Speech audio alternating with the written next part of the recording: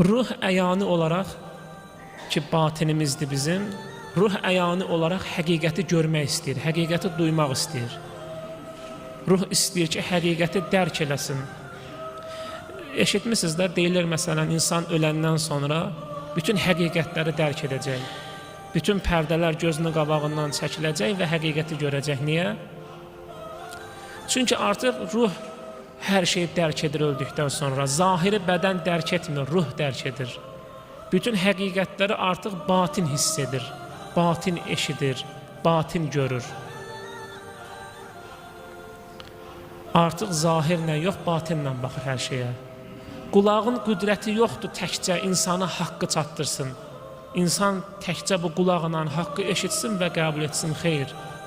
İnsanın haqqı eşitməsi üçün, haqqı görməsi üçün batininə baxmalıdır. Gərək insanın ruhu, batini sözü eşidə, sözü görə, sözü dərk edə.